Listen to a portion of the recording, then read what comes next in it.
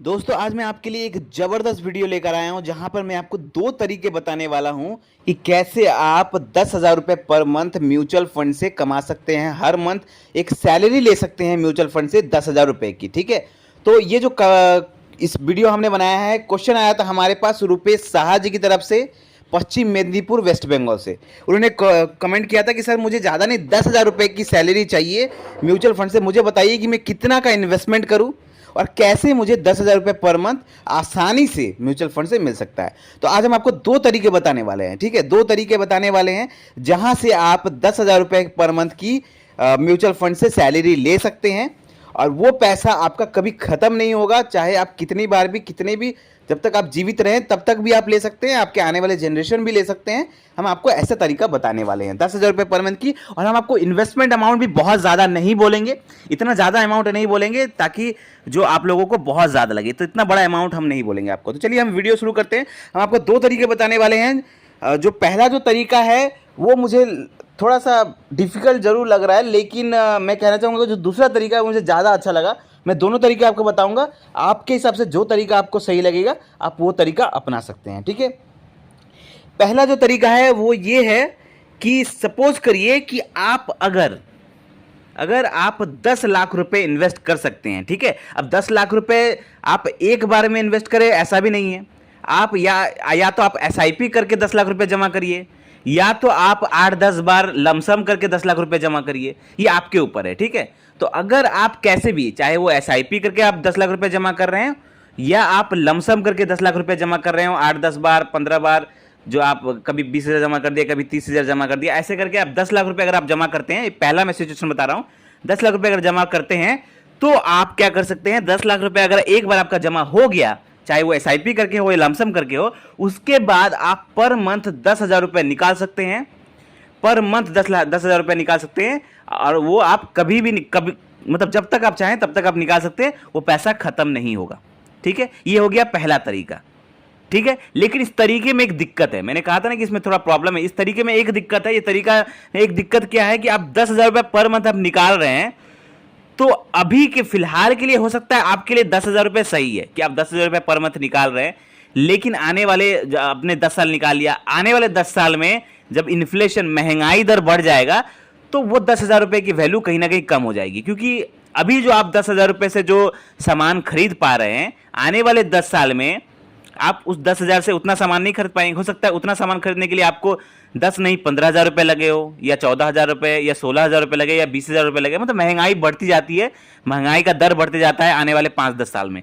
तो अगर आप जिंदगी भर 10,000 रुपये निकालना चाहते हैं तो आपके लिए ये वाला फॉर्मूला सही है कि एक बार 10 लाख रुपए इन्वेस्ट कर दो, चाहे वो एसआईपी करके हो या लमसम करके हो, उसके बाद पर महीना आप 10,000 रुपये निकालो जिंदगी भर। लेकिन अगर आप महंगाई दर भी देख रहे हैं कि आपका इन्फ्लेशन बढ़ जाएगा आने वाले टाइम पर 10,000 रुपये, तो आपके लिए ये तरीका नहीं, तब आपके लिए दूसरा तरीका है। चलिए दूसरा तरीका बताते हैं हम कि अगर आप महंगाई दर सोच रहे हैं तो आपके लिए दूसरा तरीका क्या है। दूसरा तरीका ये है कि आप 10 लाख रुपए नहीं जमा करके आप 20 लाख रुपए जमा करिए, चाहे वो एसआईपी करके हो या आप 10-15 बार लमसम करके हो। ठीक है, आप भले एसआईपी करके जमा कर रहे हो या आप लमसम करके, आपके हिसाब से आपको जो सुविधा लगे। आपने 20 लाख रुपए जमा कर दिया, ये दूसरा तरीका मैं बता रहा हूं। 20 लाख रुपए आपने जमा कर दिया और आपने क्या किया, 20 लाख रुपए जमा करने के बाद आपने क्या किया, आप 10,000 रुपए आप निकालना आपने चालू किया। तो पहले 10 साल आपने 10,000 रुपए करके निकाला, हर महीना 10,000 करके निकाला। लेकिन 10 साल बीतने के बाद आपने क्या किया, उसको डबल कर दिया। आपने फिर कितना निकाला, आपने 20,000 रुपए करके निकाला, हर महीना 20,000 रुपए करके निकाल रहे हैं। उसके बाद आने वाले उसके 10 साल बाद आपने निकाला, उसको डबल कर दिया, आपने 20,000 रुपए करके आपने निकाला। उसके बाद आप निकालेंगे 40,000 रुपए करके आप निकालेंगे, उसका डबल कर देंगे, 40,000 रुपए करके आप निकाला। तो आप हर नेक्स्ट 10 साल बाद अपने विड्रॉ अमाउंट को डबल कर सकते हैं। मतलब अगर आप पहले 10 साल में अगर आप 10,000 रुपए निकाल रहे हैं, तो आने वाले 10 साल के बाद आप क्या कर सकते हैं, उसमें से 20,000 रुपए निकाल सकते हैं। उसके आने वाले 10 साल के बाद आप डबल कर सकते हैं, 40,000 रुपए निकाल सकते हैं।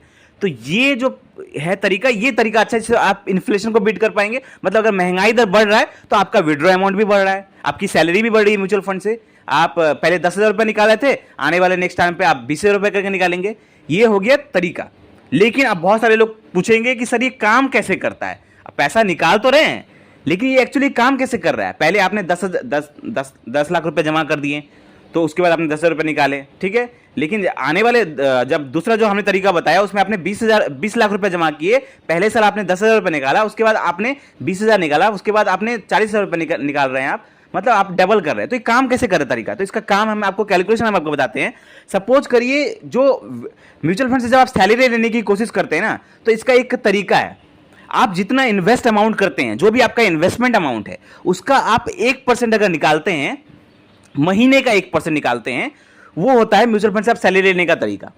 आप जितना इन्वेस्टमेंट, सपोज करिए मैंने आपको पहला तरीका मैं आपको बता रहा हूं, उसका कैलकुलेशन आपको बता रहा हूं कि अगर आप 10 लाख रुपए आपने एक बार में जमा कर दिया, ठीक है, तो उसका आप 1% पर महीना निकाल रहे हैं। 1% 10 लाख का 1% होता है 10,000 रुपए, तो आप हर महीना 1% निकाल रहे हैं, ठीक है, हर महीना 1% निकालें, तो 10 लाख रुपए का 1% आप हर महीना निकाल रहे हैं, मतलब साल में आप निकालेंगे 12%, ठीक है। आपने 10 लाख रुपए का 12% आपने साल भर में निकाल लिया। आप सपोज करिए आपने जिस फंड में इन्वेस्ट किया है 10 लाख रुपए, उसमें आपको रिटर्न मिल रहा है 10 लाख रुपए जो आपने डाल के छोड़ दिया, तो लमसम जैसा हो गया ना, आपने डाल के छोड़ दिया, उसके बाद आप निकाल रहे हैं उसमें से, तो लमसम जैसा हो गया, तो उसका रिटर्न मिल रहा है सपोज करिए 12% का। मैं सबसे कम रिटर्न पकड़ता हूं, सबसे कम 12% का रिटर्न तो मिलता ही है म्यूचुअल फंड में। सही फंड में इन्वेस्ट करें तो आपको 15-20% का रिटर्न मिल जाता है, लेकिन हम आपको सबसे कम का रिटर्न बता रहे हैं। अगर 12% का रिटर्न भी मिलता है, तो आप अगर 1% पर महीना निकाल रहे हैं, तो 12 महीना में 12% निकाल रहे हैं, तो आपका अगर रिटर्न भी 12% मिल रहा है, तो आपका जितना रिटर्न बन रहा है तो आप निकाल ले रहे हैं, तो आपका जो पैसा 10 लाख रुपए है वो तो 10 लाख रुपए जिंदगी भर रह जाएगा, और आप हर महीना 12% निकाल ले रहे हैं, तो उससे आपका क्या होगा कि आप 10,000 रुपये पर मंथ निकाल रहे हैं।